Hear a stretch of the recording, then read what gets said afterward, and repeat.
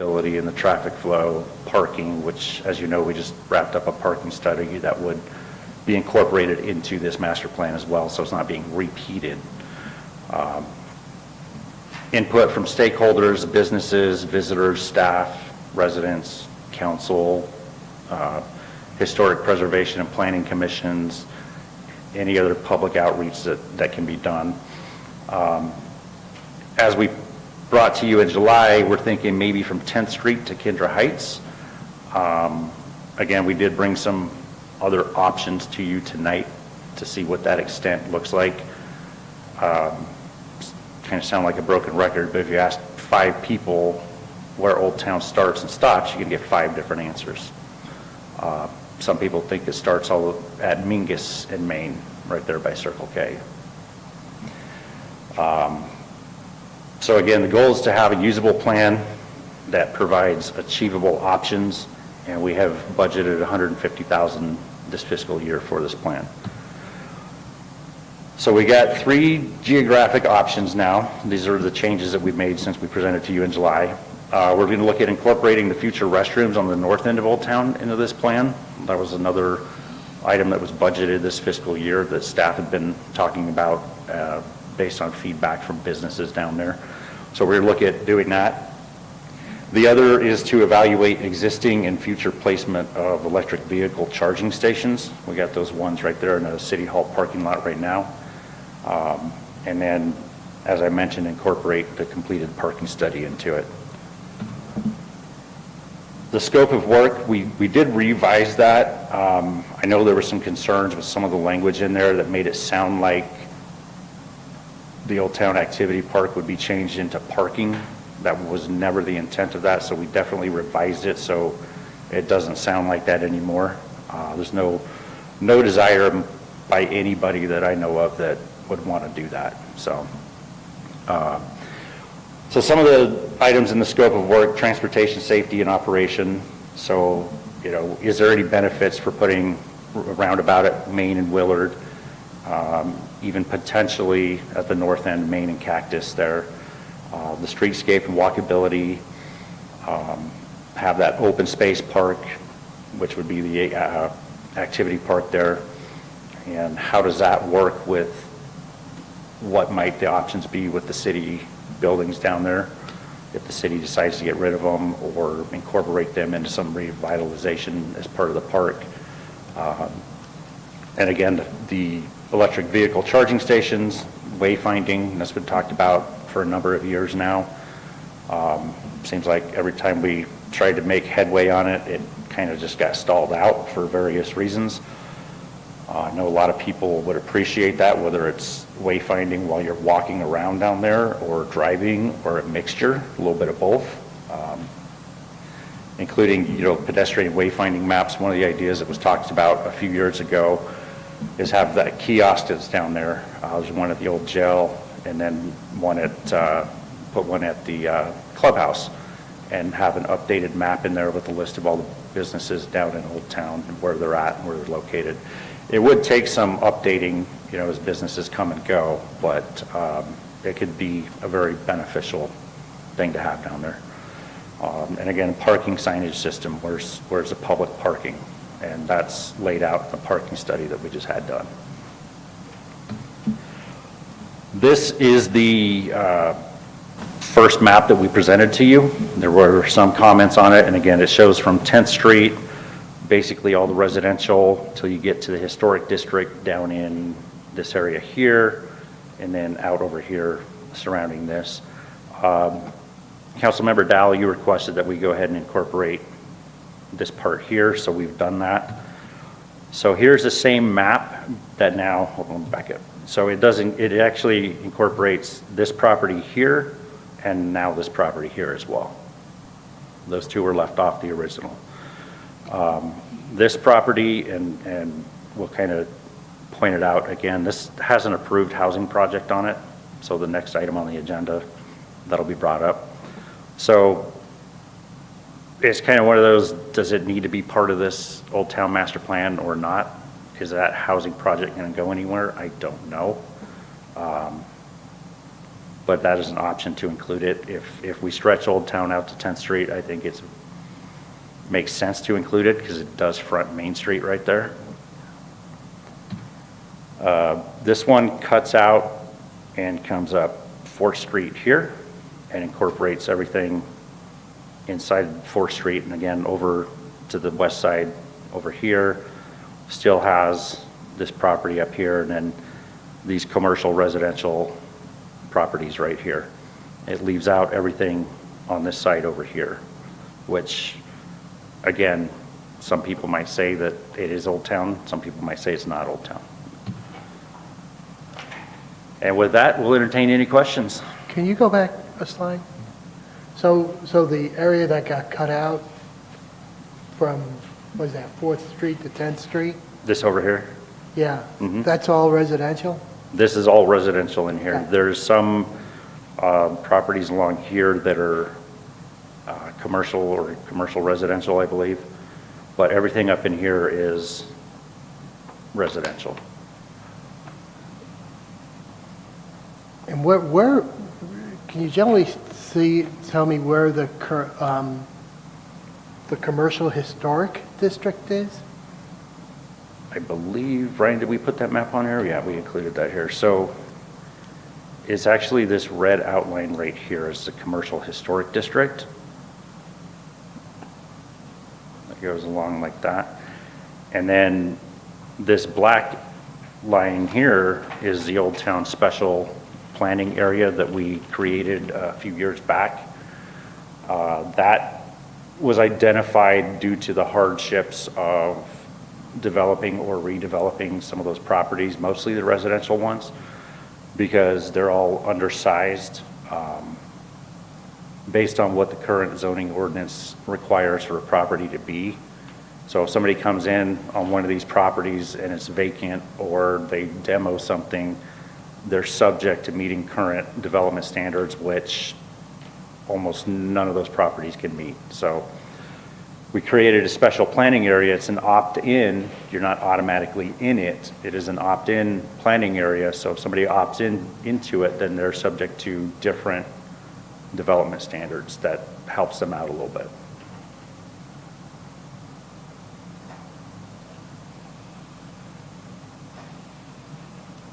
Is there a disadvantage to homeowners to take them out of the Old Town area for funding or anything like that? Sorry, can you repeat that? Your mic cut out. Sorry. Is there a disadvantage for the homeowners in that one area to be taken out as far as funding or anything like that? As far as the Old Town planning area? No, go back the other map. This one? Yes, on the right.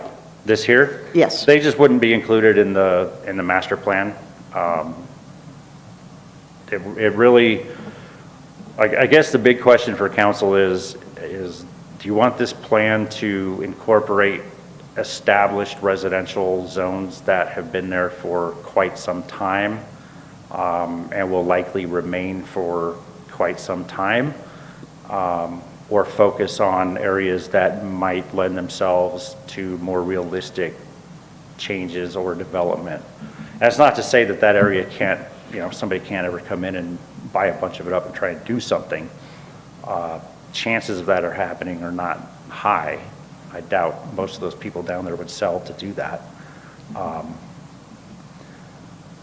So it's kind of, at council's desire on what you want to see that plan to incorporate it. And I don't know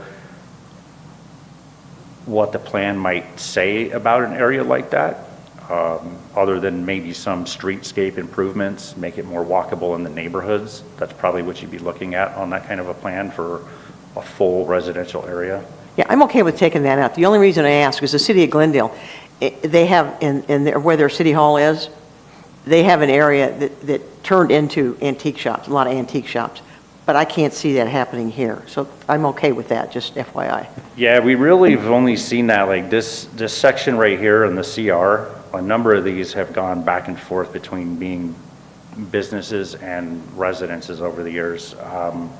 I've seen it myself. I've had some friends that lived in homes there that are now businesses. So they kind of just switch. You see, Yeah, so what you're describing, you see kind of in this area here, but you're not really going to see it up here. Can I add a comment here?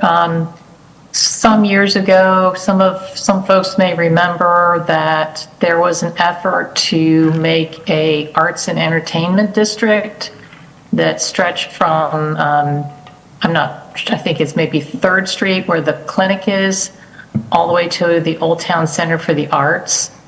And I know some people would like to see that again. So to me, that would, support including at least the frontage, maybe not the entire residential area, but at least the Main Street fronting area to 10th Street, or at least to Old Town Center for the Arts. I agree with the Vice Mayor, because you have the theater down there, and then there's a couple other, little businesses along there, and I think that, with that incorporated, you could get I think that. if you go forward a couple of slides, it actually shows that arts and entertainment. The entertainment district, yeah, we do have a established entertainment district that goes from the north end of Main Street all the way to Walgreens, the intersection over there. It's a couple hundred feet either side of Main Street. Does allow for some concessions from the city on zoning requirements in that district, so it does help with that. Is that what you're talking about, Madam Vice Mayor?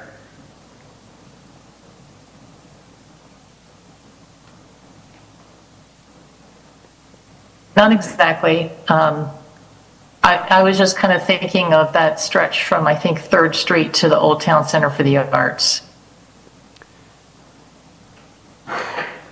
I think, in my opinion, that Arts and Culture Entertainment District already does it. We just modeled this out of that. I think that grabs the intent, doesn't it, of what we're looking to do?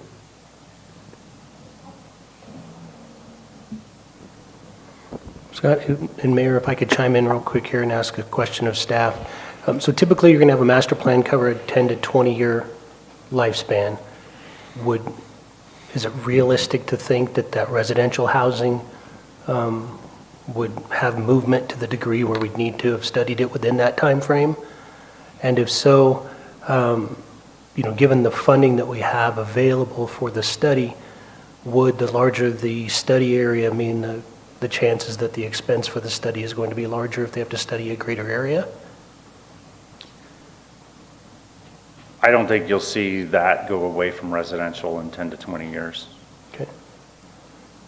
And, If you did, it'd be very minor, and it would be starting more adjacent to Main Street, and it wouldn't push back into the neighborhood. But even then, it would be very, very minimal.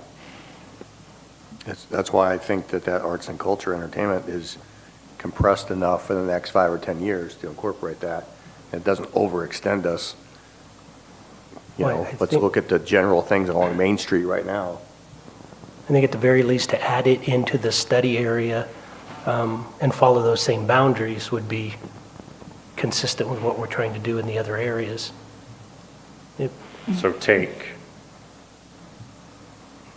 Actually, I think, looking at Go the ahead. prior slide, that the defined area there with the little turquoise outline is essentially correct, because it includes all of those frontages along Main Street that we wouldn't necessarily want to exclude from the plan, because they have so much potential to change over time. They are going to change over time.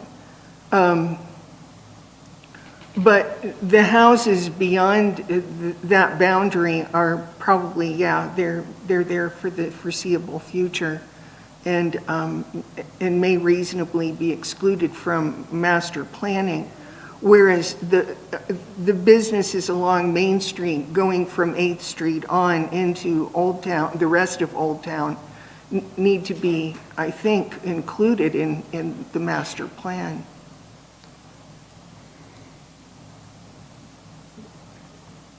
they've been a lot of different things in the 32 years that I've been here, I'll tell you that right now.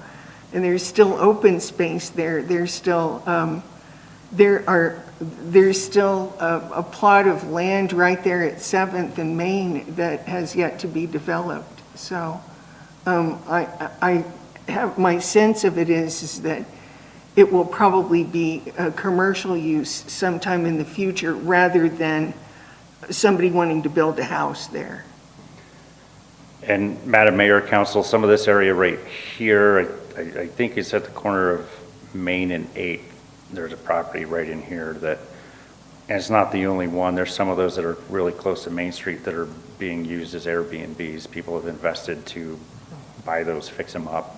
So there is that commercial aspect of that right along there. And like you described, within that arts and culture boundary, that use is already starting to pop up, but then you go north of it and it's strictly residential, and it's probably going to stay residential for a long time. So what we're saying then is it may not need to be included in the Old Town Master Plan, that residential area that we're talking about, I don't know, like, This area up here, yeah, I don't think you're going to lose anything by not including it. okay.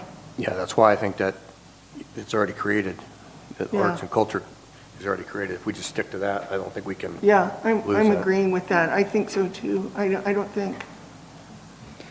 think there needs to be much change to that. I think it works. Madam Mayor and Councilmember Dowell, I do want to point out, so this, like I said, this boundary does extend all the way to Walgreens, so you'd have to cut it wherever you desire, whether it's right around here on 8th Street or go up to 10th Street. Keep this boundary still, but then make that cut over here like on 10th Street and come back around. I'd also point out that maybe in this area over here where you get by Cat Claw, and staff can look at it in a little more detail to find out what we think is going on over there. There is some commercial development pushing back just a little bit this way, and so it might be good to consider this right in here. First Street right here is probably okay. The west side of First Street is zoned commercial, even though it is all residential homes. Back in the day, for whatever reason, I think people thought the commercial area of Old Town would go spread into these areas, and so they zoned it commercial, but it's been residential for just as long as anywhere else. The other thing I'd have you probably consider is this area right here. And let me go back a slide so you can see a little bit better. So this area right here is all vacant right now. It is zoned residential, but it is all vacant. So incorporating that into the master plan might be beneficial, just to get an idea of, what kind of residential does the city want to see down there? Because it's anybody's guess who or what might come in for a proposal on doing something down there. Last year, the city worked out some trades and some right-of-way abandonments in here to make it more so one piece of property for the owner to have an easier time to develop or sell it for development. So just something to consider. You may want to incorporate that part of it. That seems fine. That's doable. Yeah, I'm okay with what you just described, exactly. Okay.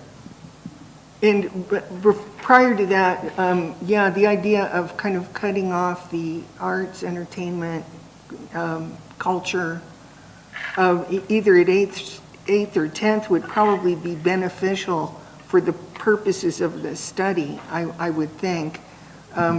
We don't really need it to extend all the way to Walgreens. I think we want to kind of concentrate the effort in the area that we're looking at on the map. Either, 10th is, where it leads into Riverfront, or 8th Street, where there are commercial properties right there at 8th and Main. So I don't know what anyone else thinks about that, but that might be our best bet for the purposes of this particular plan. Given that's not going to add extra cost to the study, is that an assumption? That is an assumption. Ryan has tried to reach out and find just some ballpark estimates. What we have budgeted is a little bit lower than what we've been given back, but when we've been looking for those estimates, we didn't have a lot of detail on what the geographic area would look like. We were still working on the scope, so we can definitely look at fine tuning it now that we get more precise what it's going to look like. There is also the option of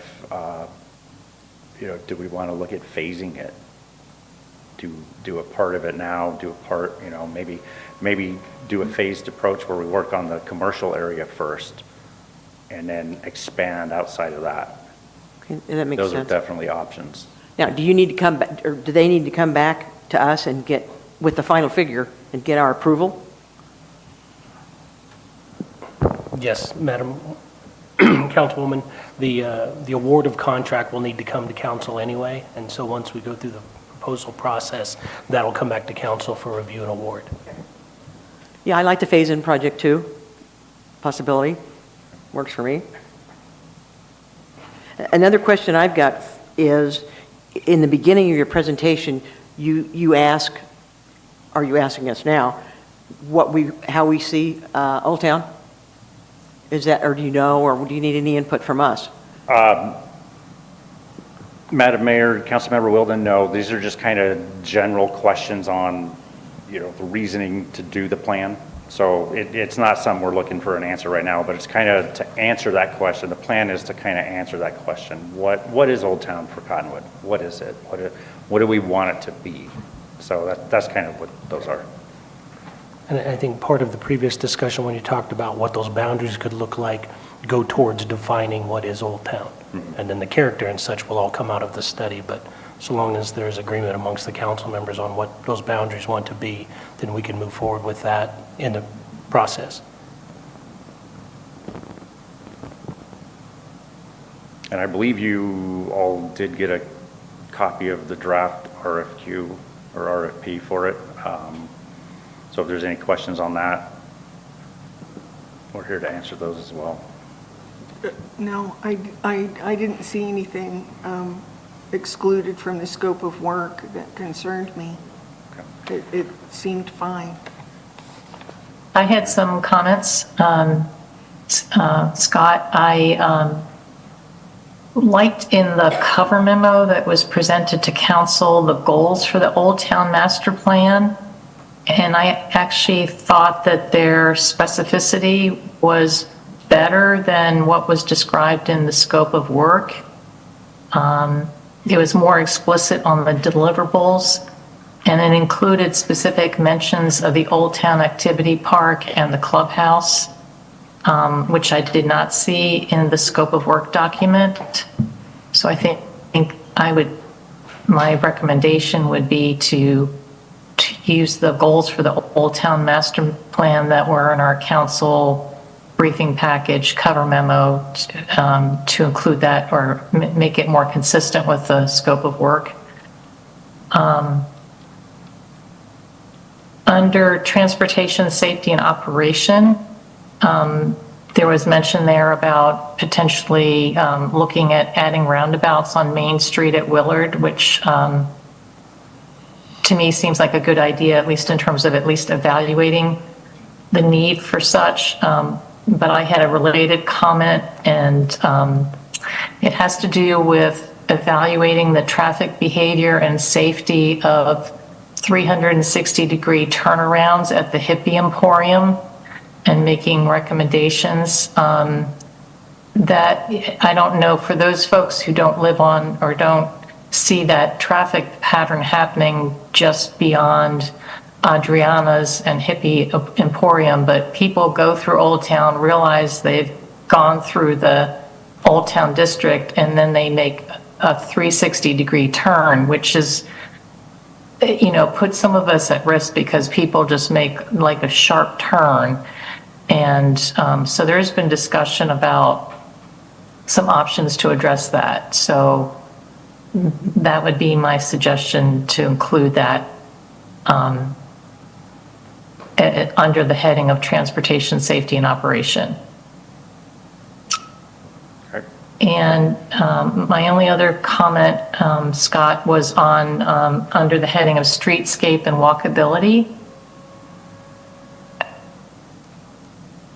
We get into the part there about developing a concept plan and project scoping for an open space park, where the Old Town Activity Park is, as well as at the site of the current city buildings.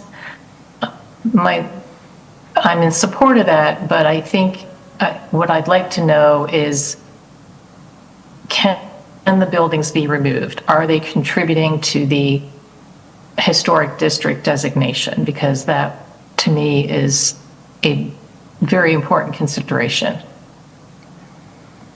Yeah, Madam Vice Mayor, thank you for those comments. That would definitely be something that is looked at and addressed in the master plan. Okay. Yeah, and so, one thing I was thinking as I was looking through this is, do we want to go in and say, this is what our vision is for this space, or should we just ask them to come up with options for that space?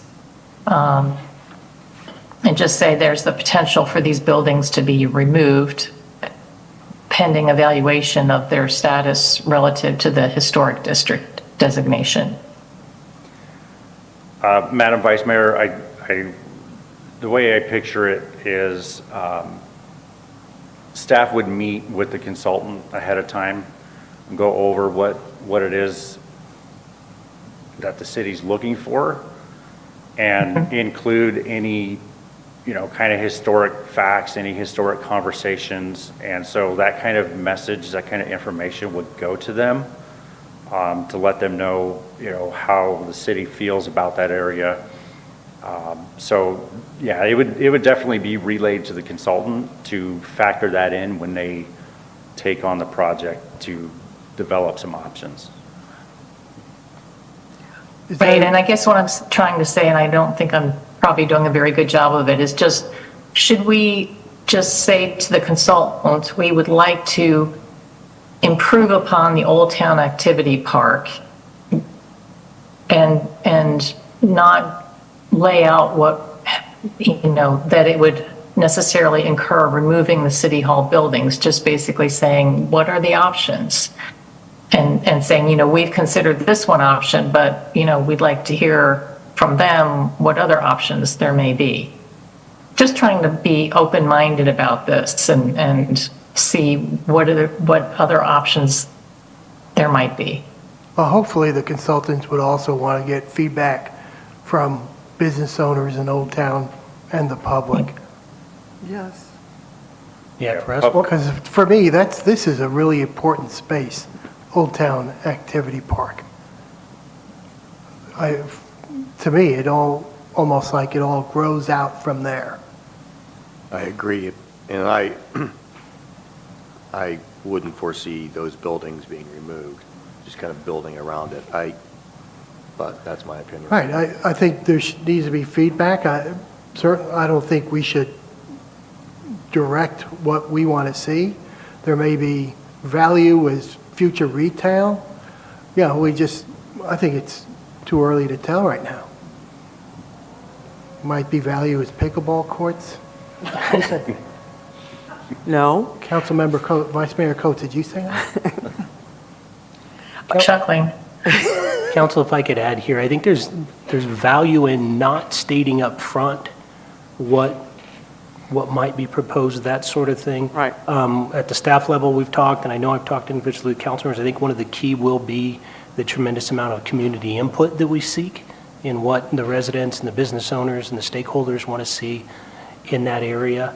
I think we talked about having the first kickoff at the late January coffee with the council, And so at that point, and prior to that, I think it would be very important also with the consultant to arrange one-on-one interviews with council members to see what council members would like to say, but it's not necessarily out there, so it's not telling the public that it's a foregone conclusion that it's going to be anyway. But it allows the consultant then to take the viewpoint of council members and balance that with the viewpoint of the public at large and the business owners, and come up with some recommendations that would meet, and options, obviously, that meet the desires of all parties interested. Plus their expertise, including your expertise. Yeah. Will they give examples by chance? This is a lame question probably, but there's old towns all over the United States and the world that are just spectacular. So will they give examples perhaps so we can kind of open our brains and see visually? It's something we could ask for. Usually you'll see that when they submit their qualifications when we send out the RFP and they submit their qualifications, that staff will then look through and score. That's where you'll kind of see their examples of what they've done for other places before. Perfect. Thank you. I think too that, historically, past staff and past councils have had ideas, have presented specific thoughts about what they think that the activity park area should be, what functions it should serve. And I think that their ideas can certainly be entertained, that we can bring those forward and look at a variety of concepts, considering what we can do, what we want to do, what value, what is the greatest long-term value to the city for a variety of concepts. And yeah, there are any number of things, zillions of things that you can do, but the space itself has certain limitations. What are those? We're talking about a flood zone. What do we want to put in a flood zone?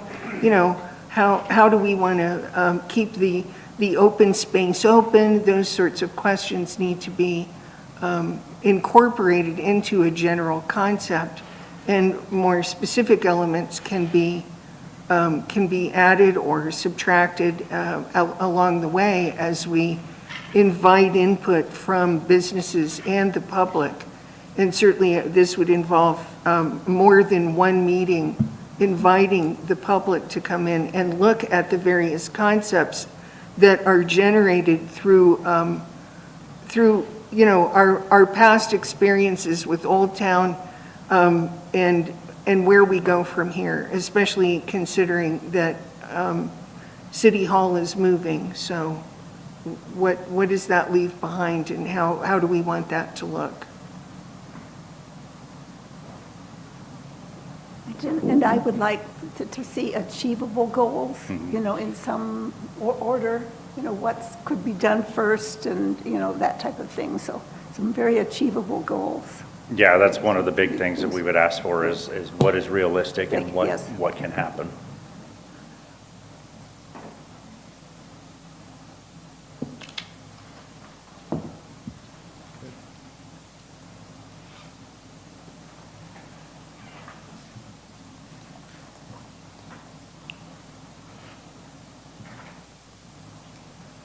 Anything else on that one? I don't have anything else. Do you have what you need from us? We're hopeful that we will move forward with an RFP for an Old Town Master Plan. Someone to help us do that study will be very useful. Thank you.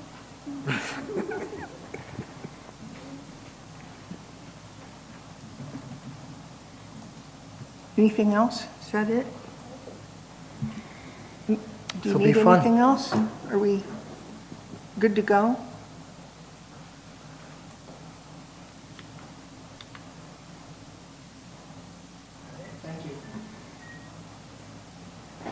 You're welcome, thank you. I'm just gonna stay here, I gotta do the other one too. Unless you want me to just go sit down, I can. Yeah, could you do that? Run over, sit down, go get up again. As I read this, update on housing in the City of Cottonwood with an emphasis on affordable housing and direction to staff as warranted. So yes, let's move into the housing update. Thank you very much, Mr. Ellis. Thank you, Madam Mayor, Council. There's going to be a lot in this presentation.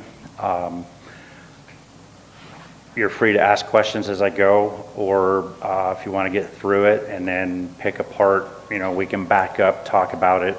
Everybody else is here to kind of throw out some input where we're at. Ryan and I and Michelle and Tina, we've all kind of put our heads together over the last several weeks to put this together. There's no perfect solution, just a lot of things that are on the table.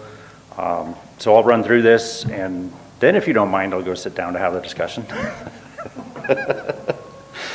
Okay. So we're just going to get right into it. As everybody knows, housing is a huge issue. It's a huge issue everywhere, not just Cottonwood. So we're going to start out with, what have we done? What has the city done over the last, and we're kind of going to look probably more so in the last 5 years. That's really, I think, where a lot of people can start pinpointing when things kind of took a turn with housing. So one of the things that we did come up with a couple years ago was development incentives and guidelines for affordable housing. We just call it the DIGA. So staff did develop a policy to enter into discussions with developers for affordable housing. So we can talk about incentives with them. Can we reduce their setbacks? Can we reduce their parking? Can we allow more density? What can we help them with where they'll turn around with a development agreement that gets approved by a council to then offer some units that are affordable, more affordable than market rate. So that would be a set period of time. We have not had anybody interested in it quite yet.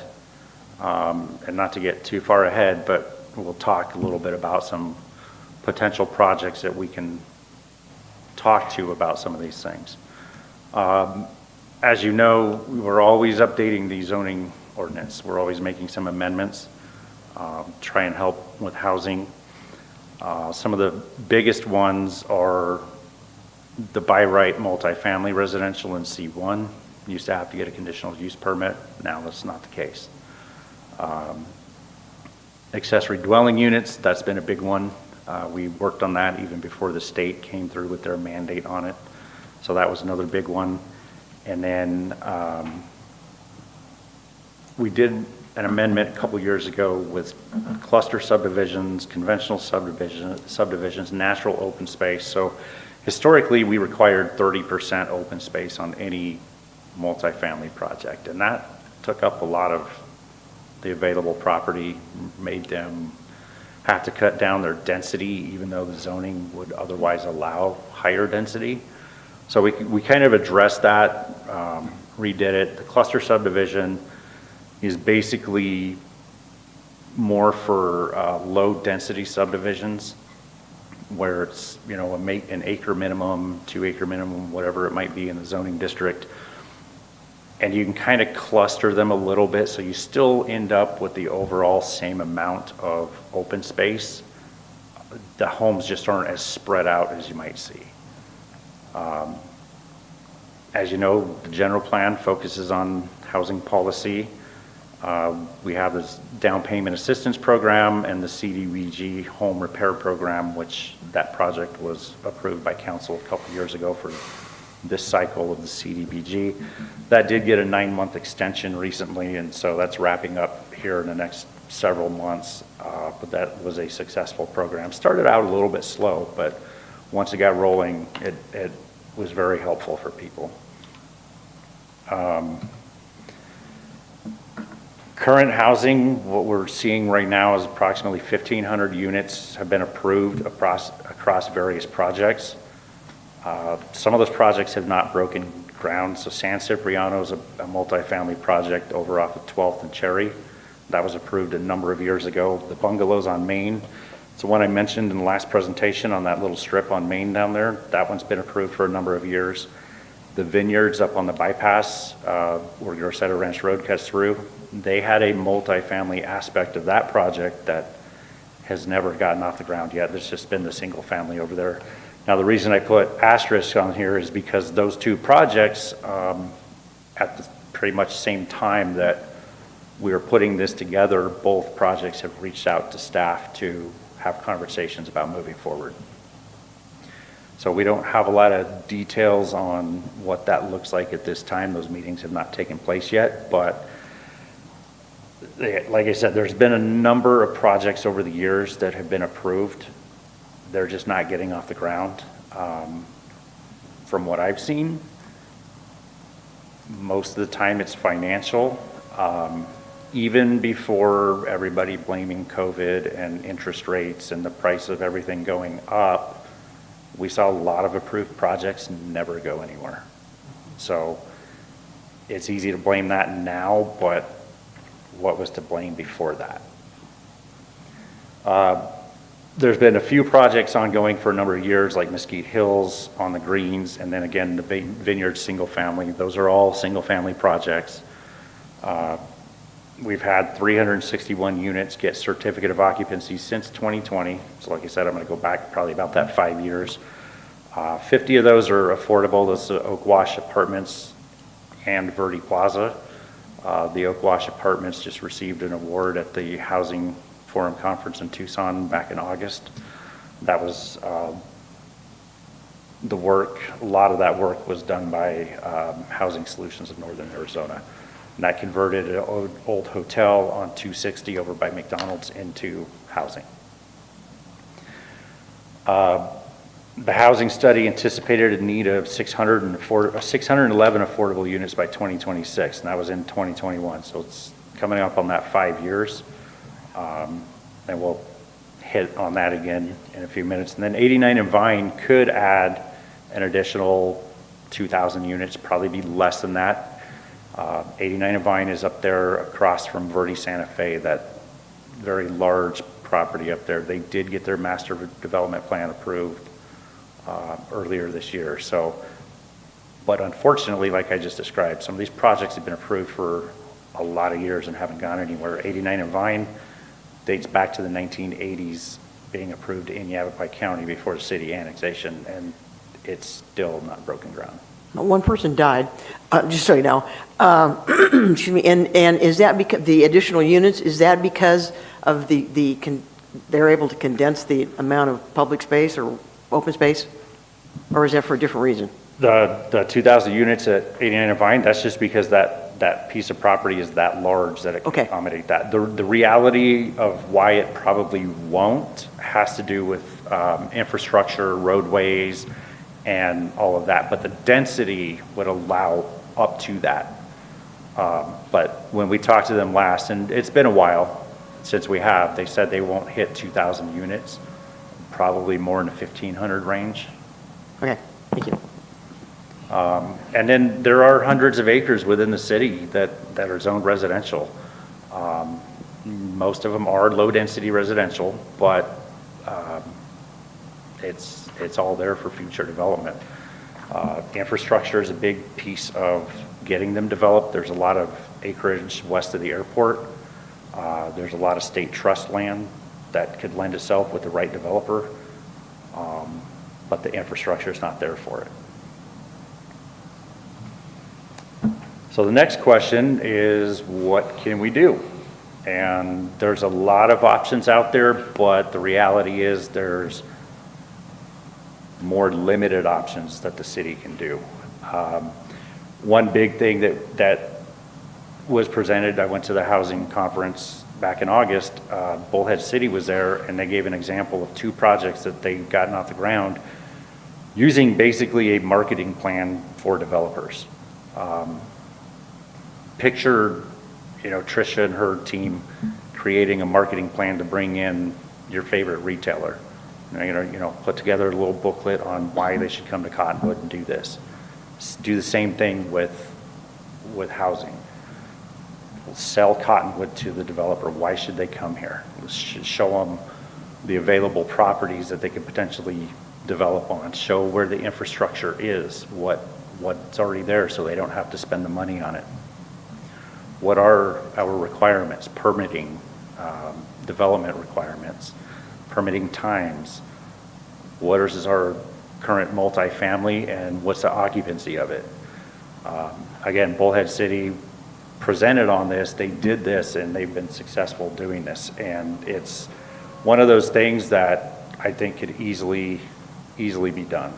And I mean, it's not going to cost the city really anything more than staff time to look at doing this. All this information we have. It's just a matter of putting it together. I think you've been made aware that the city has become part of a national housing accelerator program. We're the only ones in Arizona. Staff has attended several meetings with others across the country, and it does provide resources, collaboration with these other places. You know, what boat are they in? What are they trying to do? What have they seen that works? What doesn't work? Generate those ideas and policies and plans. And the only thing we have to be careful of is every state has different laws on how you can go about doing things. We can reach out to known developers to begin conversations about Cottonwood. I came back from that conference with a list of developers who have done stuff in northern Arizona, even including in Camp Verde, that we could potentially reach out to and say, hey, you've done in Camp Verde, come to Cottonwood. I think, as you know, the state requires pre-approved plans now. So the city has come up with 12 pre-approved plans for single-family, multifamily, and accessory dwelling units starting next July. And that's basically, like, if you've heard of the county's Home of My Own program, it saves a little bit of time and money for permitting. Those plans are already approved. They don't have to go through plan review. But the person who uses those has to stick to them. You can't make changes to anything on those plans. The state also requires administrative approval of design review projects. That does include multifamily and design review portion of planned area developments and preliminary and final plats. So it's argued if that can really help housing or not. If the intent is to speed up approval processes, will that happen? I guess I have to wait and find out. It's anybody's guess. We can research community nonprofits, private partnerships, other government partners, grants. I know Ryan and his team have looked heavily at grants this past year. Explore housing options for Rough Cut. Look at what happened with the Wash Homes. Is somebody willing to come in there and do something similar? And explore the purchase of land for housing trust or long-term lease. So again, this is a lot of stuff that can be looked at. There's a lot of details that go into it and a lot of collaborating with the legal team to make sure the city can do some of this stuff. It's not everything on here is going to be that easy necessarily. Now the barriers.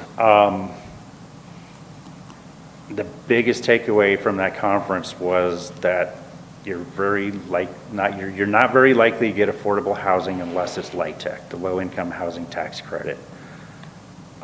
Developers just won't build unless they can get money in their pockets, and the way it is today, LIHTC is essentially the only way that they can do it and create affordable housing.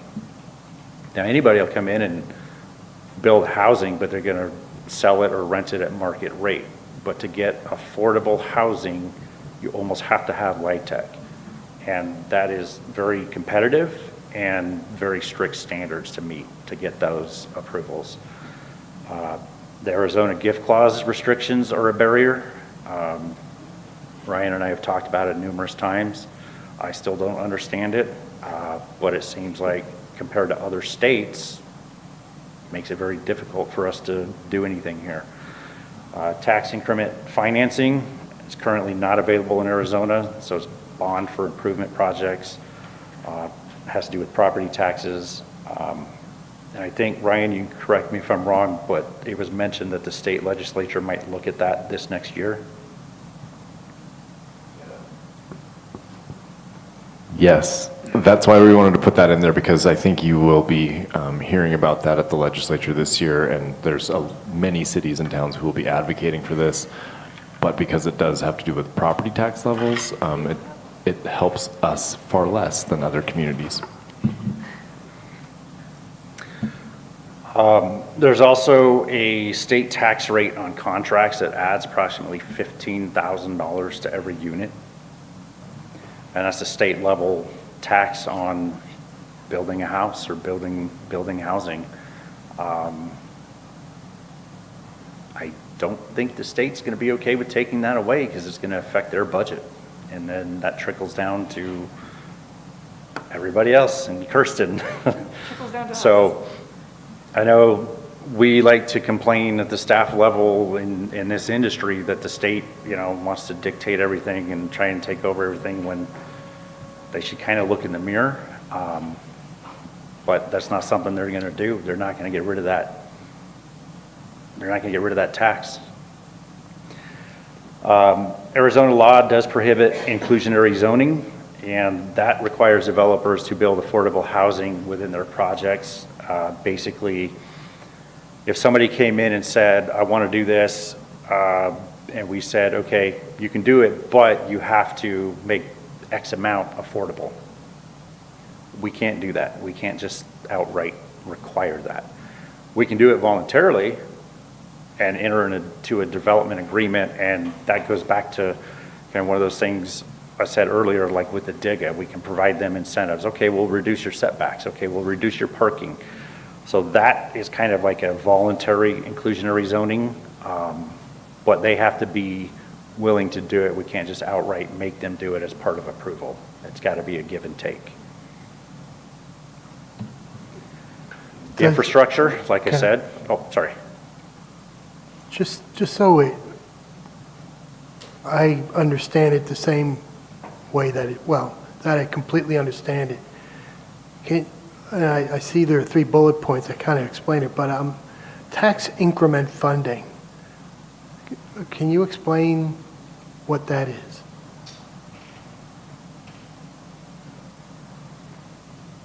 So essentially, you take a zone of your community and you'd identify it as a zone that would be eligible for that. You would bond for projects like infrastructure, something water, wastewater, streets, and that would pay to improve that area. Then as the tax levels increase property tax because they've got additional value to these properties now, then that money is capped, and then you use the rest of it to pay back the bond. That is a tool that a lot of communities are seeking to use to be able to redevelop or revitalize certain specific areas of their communities. That is not a tool that we will have access to without property tax. Right, Arizona, I think, is one of like 2 states where it's not allowed. You must have gone to the league conference and learned that. I heard it's somewhere Yep. in the league. Two states that it's not allowed. And then inclusionary zoning, I think Arizona is one of 7 states that doesn't allow for inclusionary zoning. So it's an example of when we hear, hey, these other places across the country have all these programs that are doing these things for housing.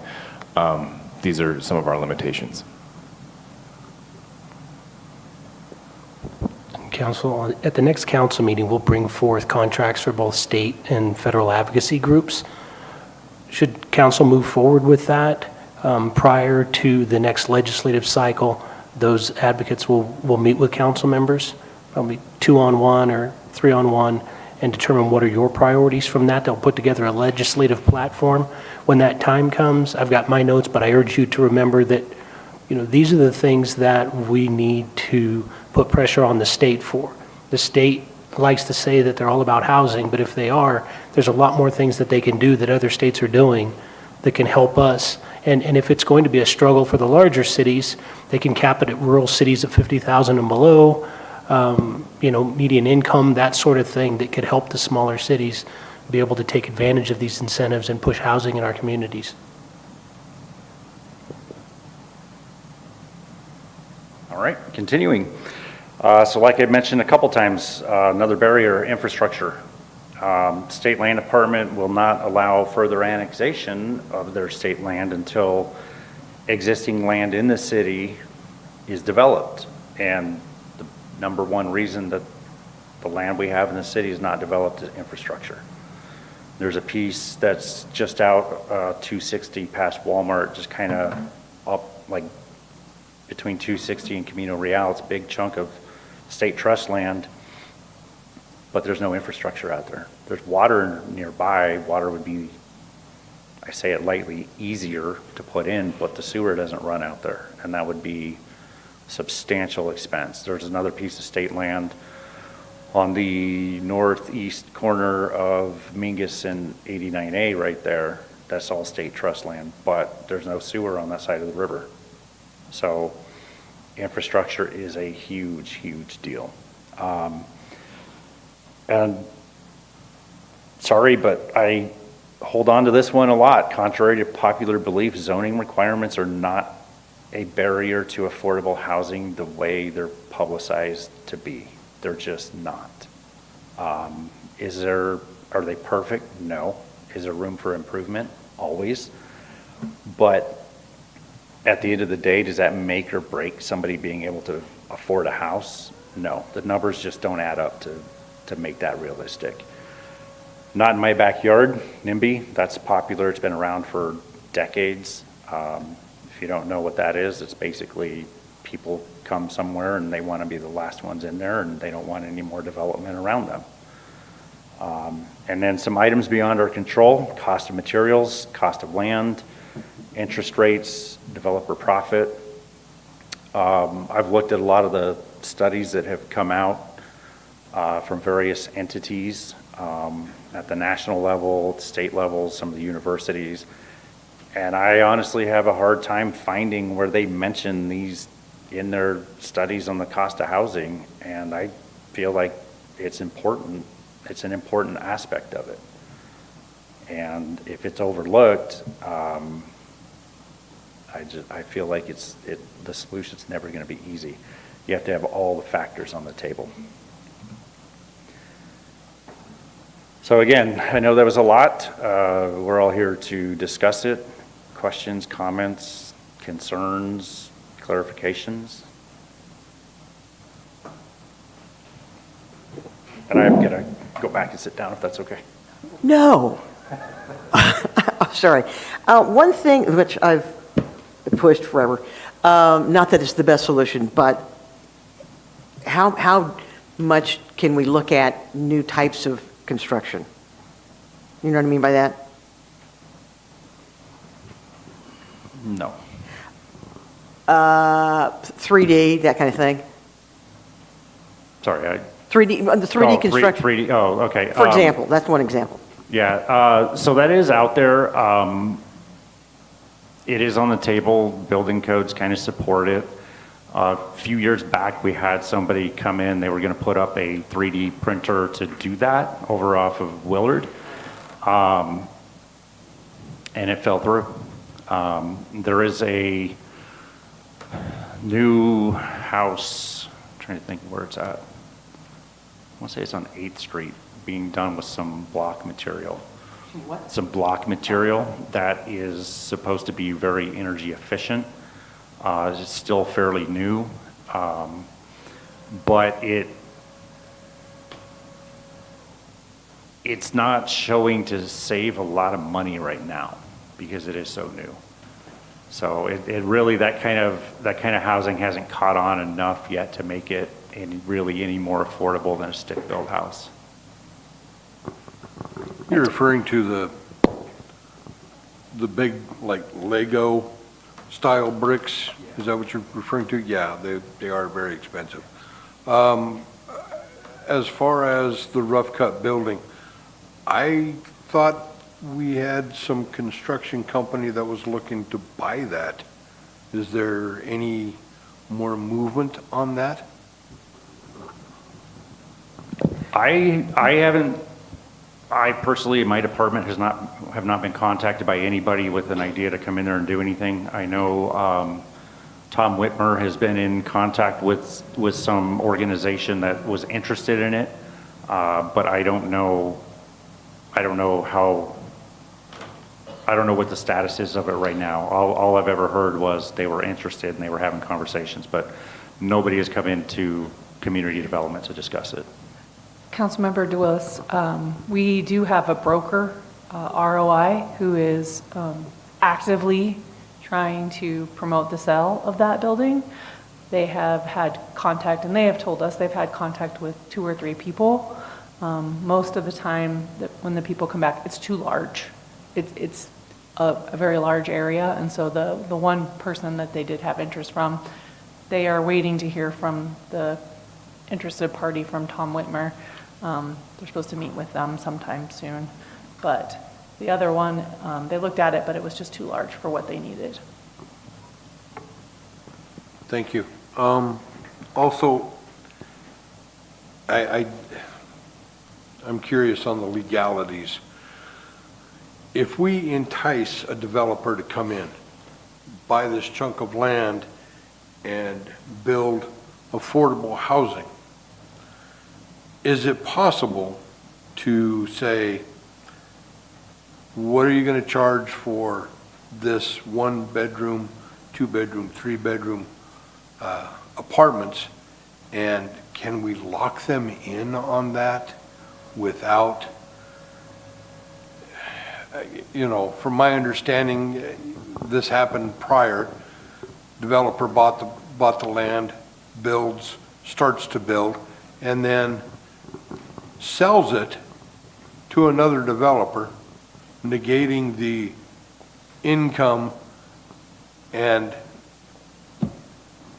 yeah, is there any way to lock a developer in? I get it, you want your money back, but let's get your money back in 5 years instead of 2.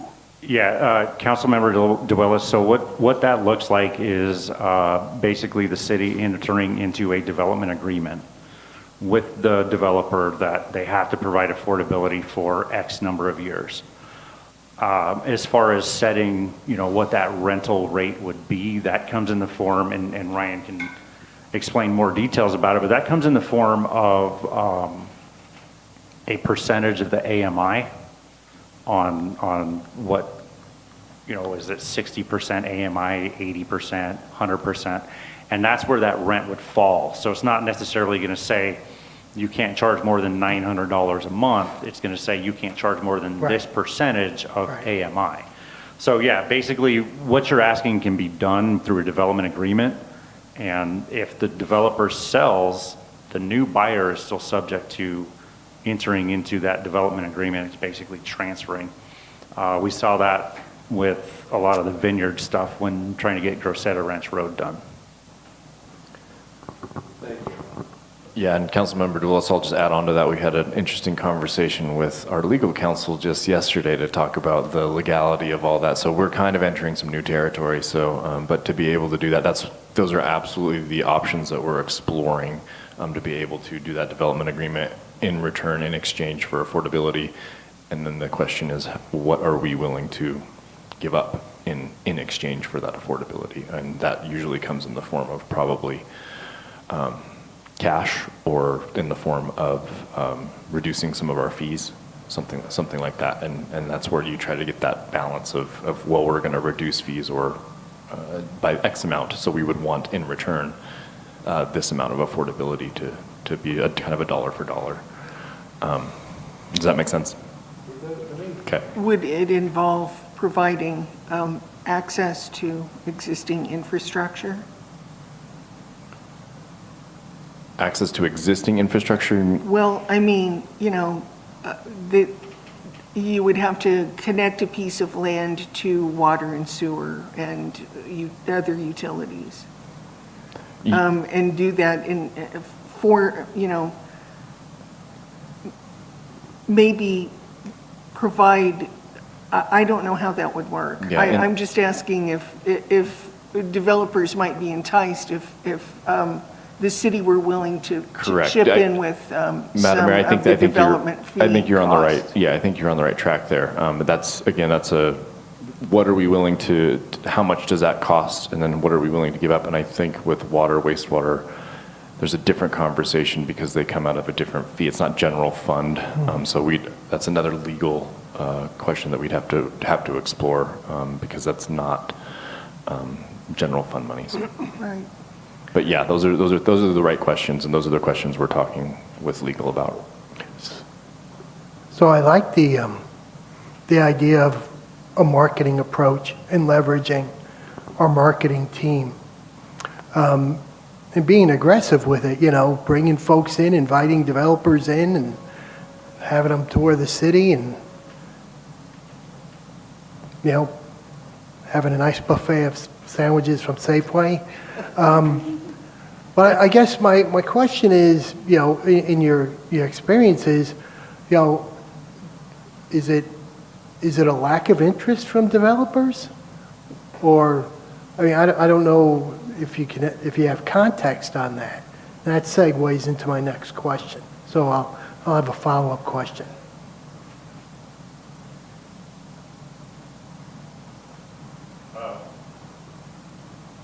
Councilmember Marks, I don't think it's a lack of interest. I think, again, more times than not, you see that the developer has to make it pencil out. They have to make it so that they're not going to lose money on Right. the development.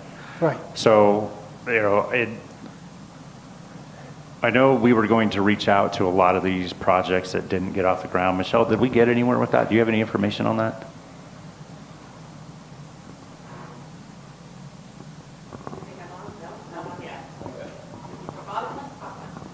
Hello, hello? You can hear me? Okay. Scott, to answer your question, yeah, we did reach out and had some effective conversations with the developers on some of these stalled projects.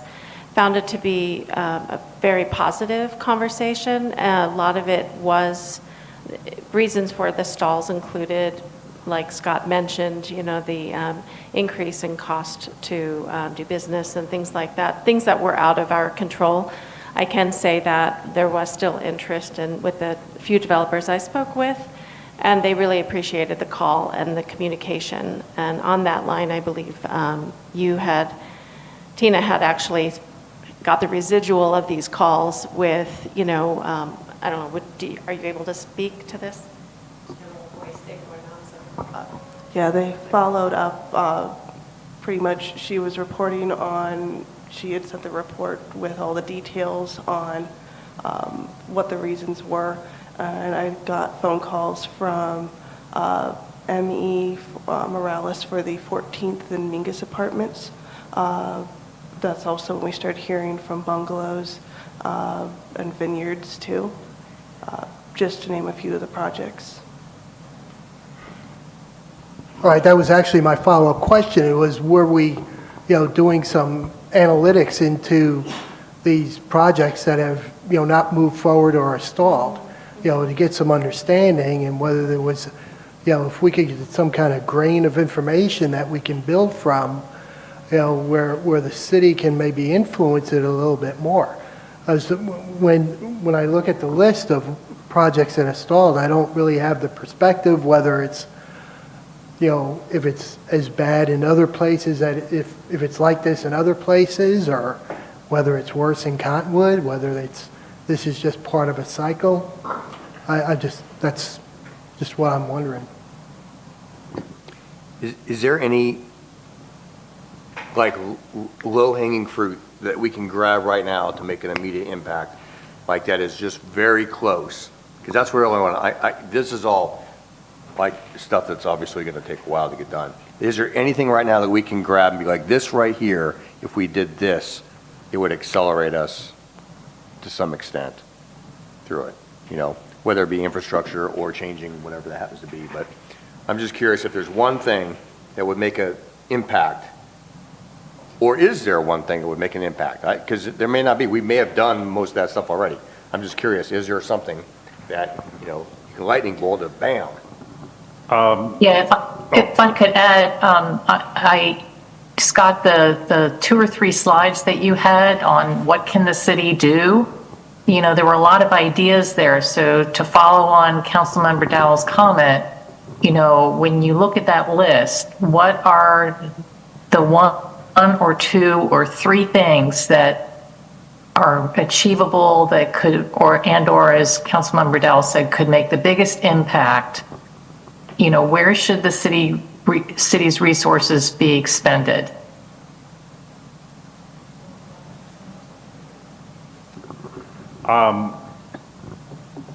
I can't say that there's really one thing. I think it's a combination of a lot of things, and adding those all up becomes a bigger thing that can be done. I think, like I said, Bullhead City had success with their housing marketing plan, basically. Reaching out to the developers, I think one thing that kind of goes along with what Councilmember Marks asked, is interest. Can staff, and should staff, and I think the answer is yes, reach out to known developers, especially known LIHTC developers, the ones that we know have done stuff in northern Arizona. Reach out to them and start those conversations. Reach out to the public-private partnership prospects, some of the larger employers around here. Are they interested in putting up some money to help with housing, and what does that look like if they are? So yeah, there's definitely things that we can do, but I can't say that any of them are really the one biggest thing. I think doing all of them, and I think a lot of those that I just mentioned are realistically achievable to at least get that ball rolling. And does the city have the resource to do what you just said, Scott? Yes and no. Ideally, it would be easier with a full-time housing staff person, but collectively, this team right here, I think, can get it done. May not be as quick as otherwise maybe desired, just because of everything else going on. But yeah, it could get done. Just might take a little bit more time. I'm sorry, but being a council member, it's hard for me to process when the answer is yes and no. So if I hear a yes, even if there's a no in it too, the yes for me trumps. I heard a yes. I guess the no was maybe a little exaggerated. The no was just because, like I said, it'll take a little bit longer because of the staffing and other duties that are going on and other projects that are coming through. And not one staff member can sit down and focus on this as a daily task. But there would be an expense, to bringing on an additional head count. There would. Do you feel confident that a housing manager, and I'm open-minded to the whole conversation, that a housing manager could really influence things? I think they could, because they would be the sole point to do these things, to contact, I think it's on the other slide, contact the various entities out there, contact these LIHTC developers, sit down with them, what do they need to see here, have those meetings as many times as they need to. Take the time to reach out, like we just did, to the stalled projects. Find out, research what other places are still doing. We did that DIGA thing in combination with Sedona because we shared that housing manager at that time. That person can be the lead contact on people coming through the door that are interested in housing. They can go to them and say, hey, this is what we have. These are the programs we have. Are you interested in them? Are you interested in doing some affordability? So honestly, I do think that it might take a little bit of time, but eventually we can get somebody there that can do it and do it very well. And I think that there could be success with it. I know in the 2021 housing study, they talked about, a regional approach, and I've felt all along that, there's strength in numbers. And I know that a regional approach, was attempted, and it just, couldn't agree, get on this, basically on the same page on the approach. but some of the players have changed over time. What are the thoughts about, taking another look at trying something from a regional standpoint? Councilmember Marks, I can tell you right now, we're going to have a great relationship with the town of Clarkdale. We'll be sharing notes consistently. So just to clarify, that still says Cottonwood on the shirt, right? For 2 more days. Well, I think as well, just watching a city to the northeast of us who has some nimbus in it, that might be an advantage point for us because those nimbus want it somewhere else rather than up there. So maybe that would be a good partnership to, and quite honestly, the people who are up there are our residents anyway, right? The ones who are working are our residents anyway, so that might be a good partnership at least to look at. Let them help us develop something for their people. Yeah, and that's definitely something that we can look at. And I'm going to butcher this. I apologize. Maybe Ryan remembers the details better. But what I can tell you is we recently looked and reached out to everybody for that, regional housing study, getting it updated and that kind of stuff. And for various reasons, everybody's kind of on their own this time. Moving forward, because it's looking like maybe updating this housing study every 5 years.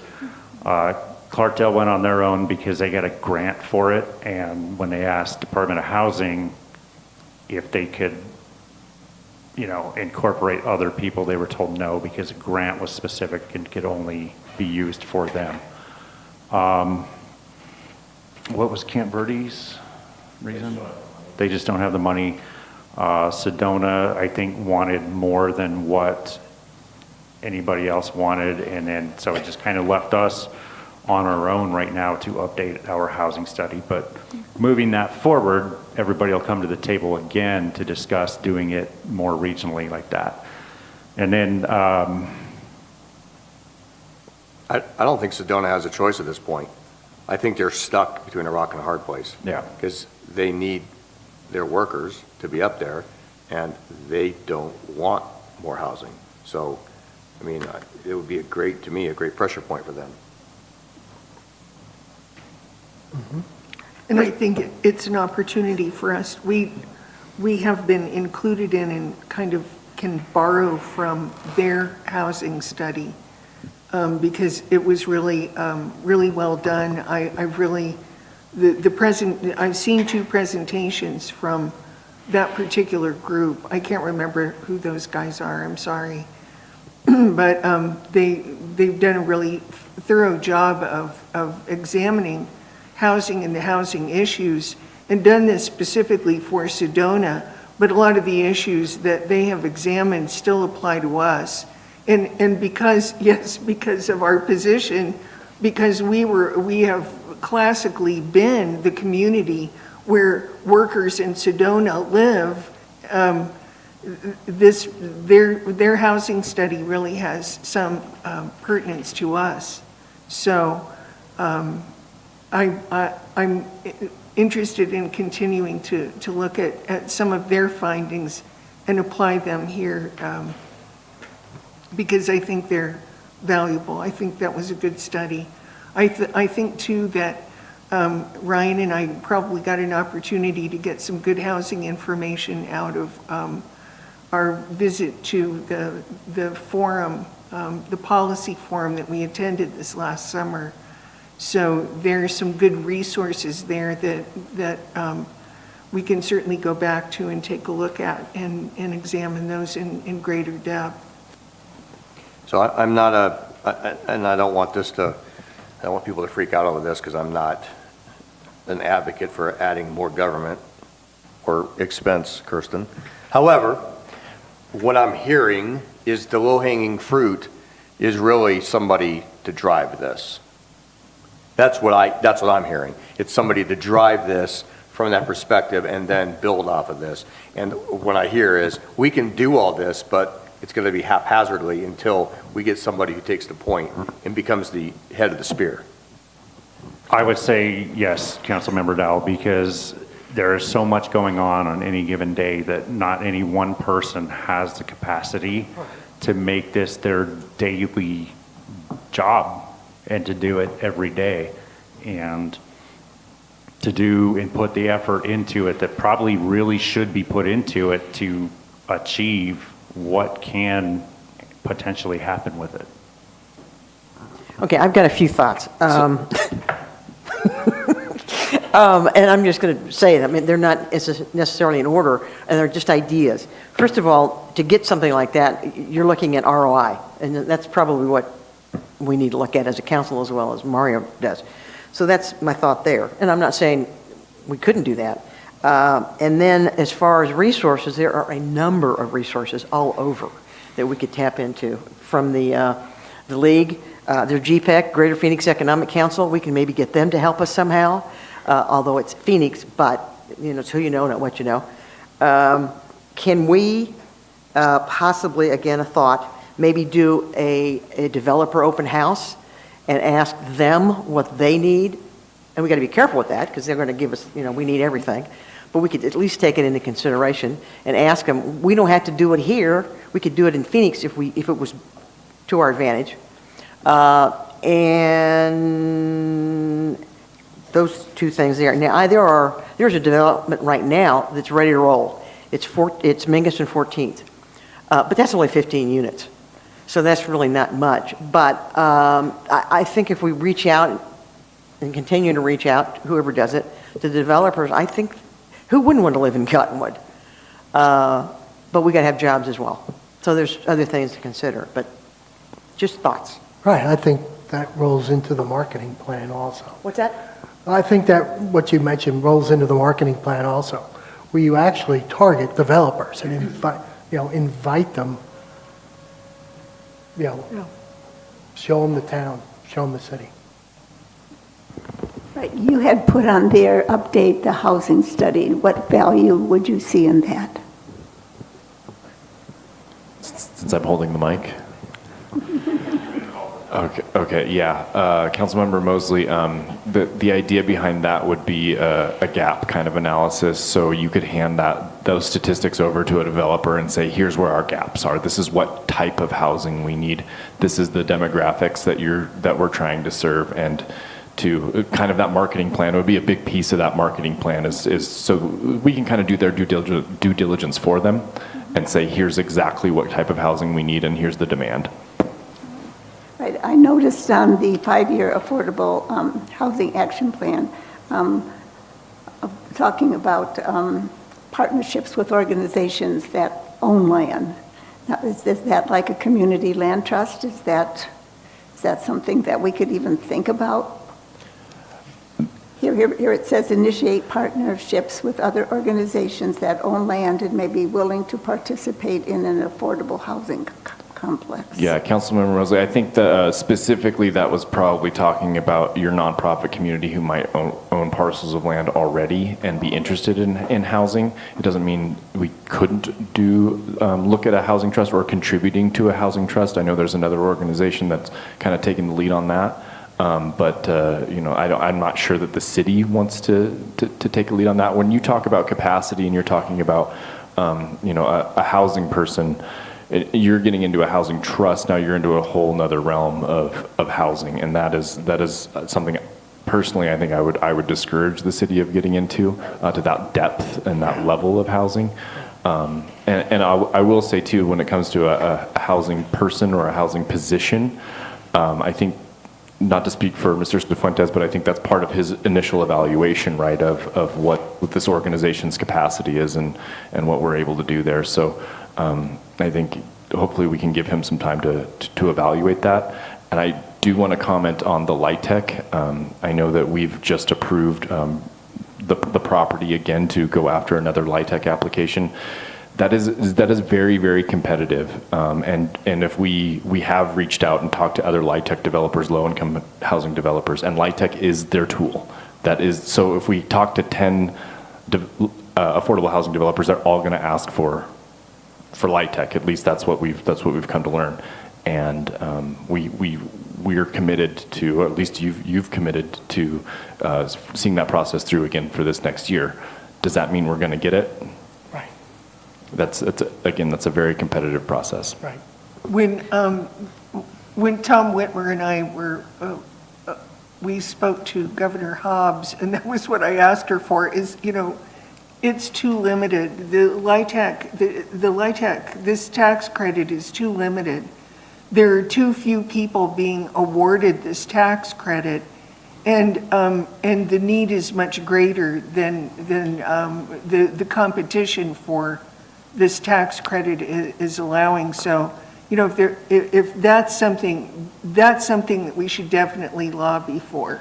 If we have a lobbyist, let's lobby for that. Mayor, I completely agree with you there, but I also would caution us to rely solely on LIHTC because of the AMI is capped at 60% there. One of our issues is that we don't have any place for people to go after 60%. It's either 60% AMI or 150% AMI. Our gap is somewhere in between as well. So I wouldn't want to see the City of Cottonwood build out. We can't, but be careful with only 60% AMI housing, because that services one demographic, but it leaves a very large gap in the middle for essentially workforce housing. Right.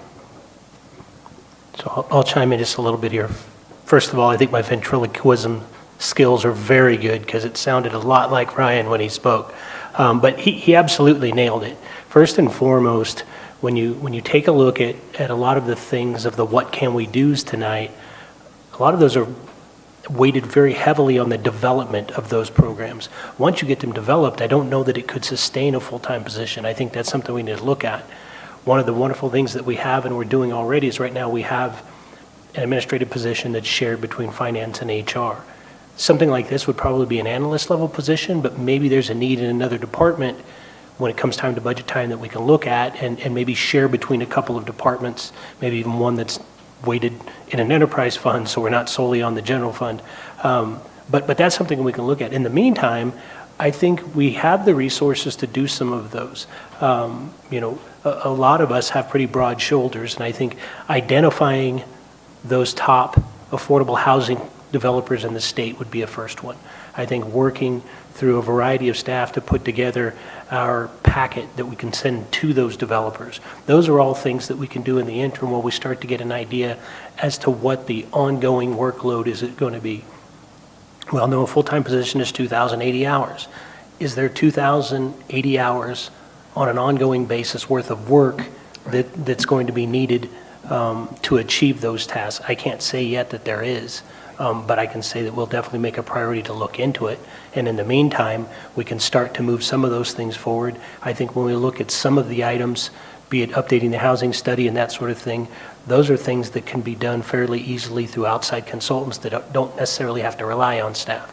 And I think we can leverage that. And even, again, talking about the next council meeting, when we talk about some grant writing firm that we're going to recommend to council, those are things that we can utilize those firms and have them do the legwork to get us some grant funding that then we can pay an outside,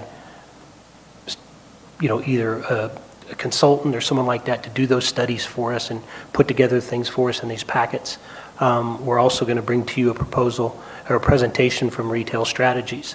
Retail Strategies has another arm that does other things. They also understand, we had a conversation with them today, they understand the relationship between economic development, housing, and workforce development and how they go hat in hand. And so that may be something we can rely on. If nothing else, the data, and that same data that we're going to utilize for economic development is very valuable to developers when it comes to where are folks coming from and tracking where are they going home to, and that can truly identify what our workforce is. So long-winded way to say we'll definitely look into it, and I think there's a couple of things that we can do and keep council updated, not just during council meetings, but through our biweekly management report, which we want to beef up a little bit. This is Felicia. I thank you for that, Mario. I definitely would like to see sufficient resource to provide a concentrated effort on housing.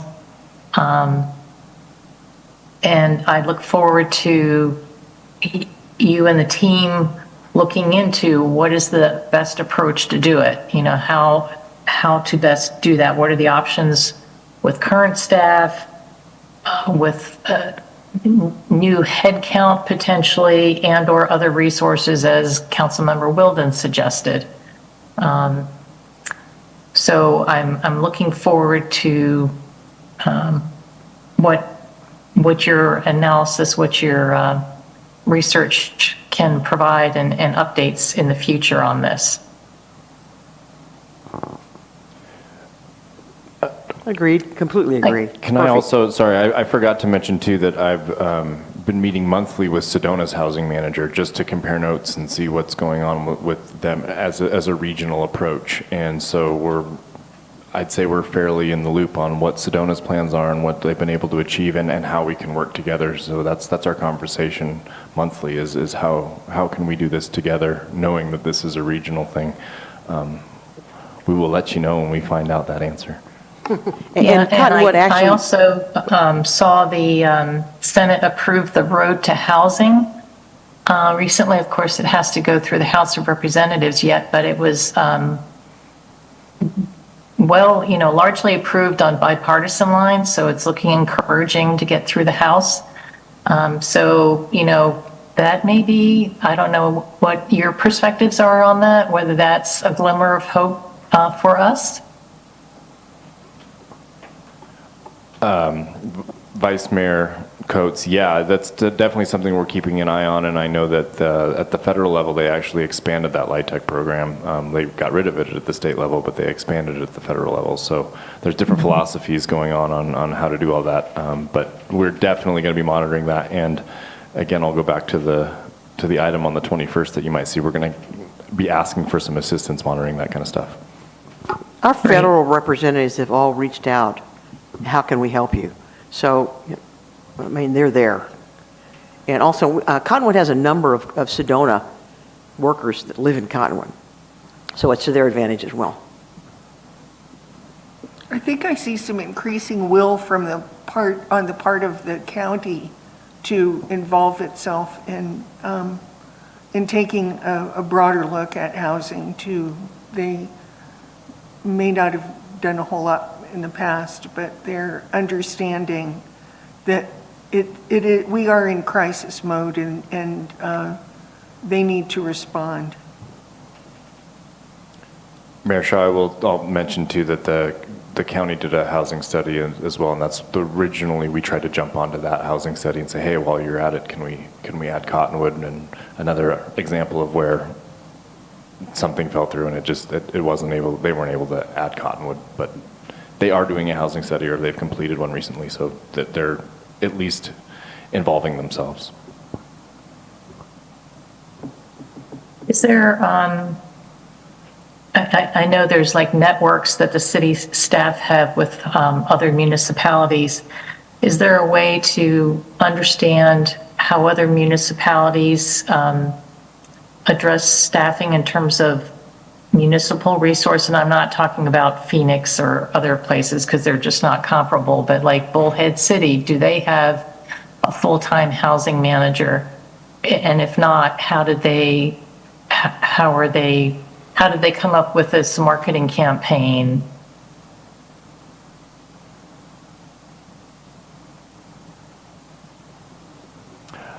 Vice Mayor Coates, that we can look into. I know the league has some resources for that, but honestly, we can probably dedicate some time just to seeing similar communities of what they do as far as staffing levels, just for comparison purposes, and add that to Mr. Cifuentes' evaluation of the need.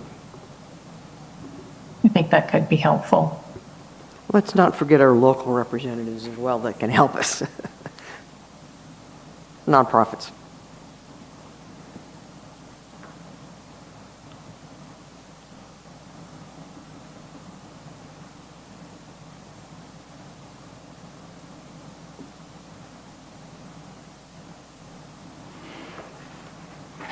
I don't want to open this can, but I'm going to.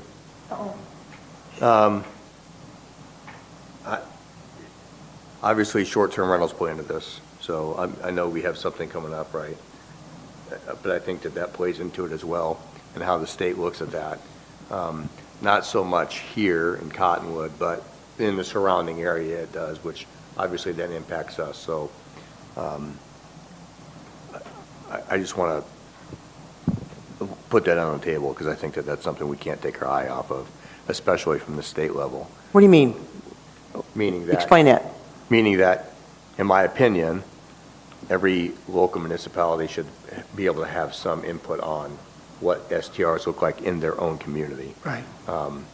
Because, yeah, everybody owns property and they should be able to do what they want to do with it, but at some point it impacts, here we are, right? And I'm not going to say STRs have made this mess, but it's contributed.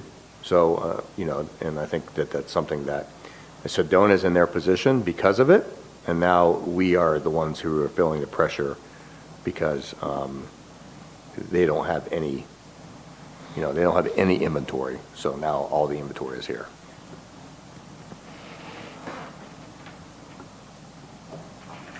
Councilmember Dow, I think what you're referring to is local control. So when we talk about STRs, what's best for your own community, right? And that's something that I know the league is advocating for, and I know that we'll continue to advocate for local control.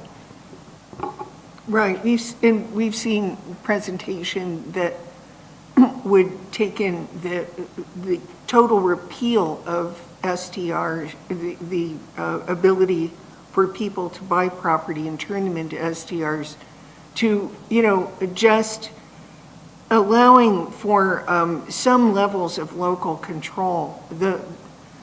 Mark Fincham is for doing away with it altogether, but I think there are probably more moderate stances that we need to arrive at to bring back some level of local control, because STRs are creating real suffering in some communities. When you listen to the stories told by the mayor of Williams, Bisbee, Jerome, these people are and of course Scott Jablow has been really instrumental in pulling all of this information, pulling everybody together and bringing the information about STRs together. But yeah, there are a lot of communities that have really been hurt by this. And the appeal to the legislature can and should be that some degree of local control be returned. And I just want to emphasize that, what the mayor just said, because that's my belief too. Some semblance of control, because I know I'm going to get a whole bunch of angry emails right now from STR owners. It's not to eliminate them. But it's to find a balance. So before I get all those angry emails from people, to find a balance. Well, it's all about municipalities being allowed to run their own municipalities.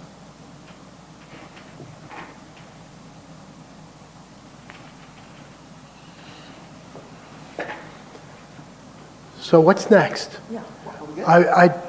I'd love to see, I don't know what the technical term, plan of action, next steps, diabolical plan, whatever the. I like diabolical plan. We can work on that. But, roll up what we've discussed, create some type of plan where we have, concrete steps with, target dates and a desired outcome and regular follow-ups with council.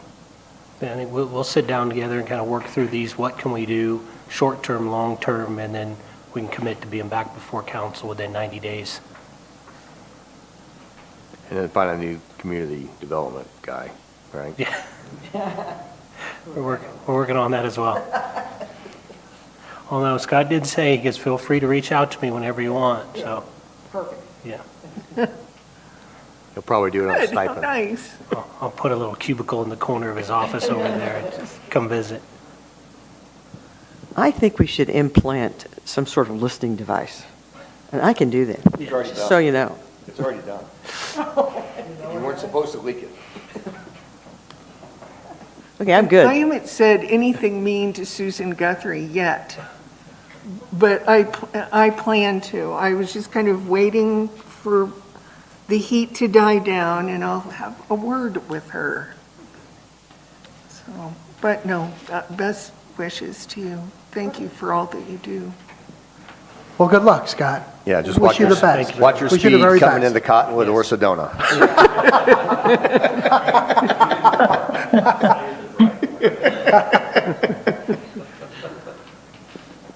It's been great working with Yeah. Thank you for what you've done for the city. Thank We you. were just hoping it would last a while longer, is all. I've had compliments from other council members that don't even live here anymore that have said you're very bright, you've done an excellent job, so thank you. I think what we're trying to do is get your head so big it won't fit through their door. Can if you want. We'll let ya. Thank all of you for what you do. Yes. You make our job easier. Yes, the rest of you are great. Please stay. Yes, Are we open for a motion to adjourn? I am. I motion to adjourn. Second. All in favor? Aye. We are so adjourned. Thank you.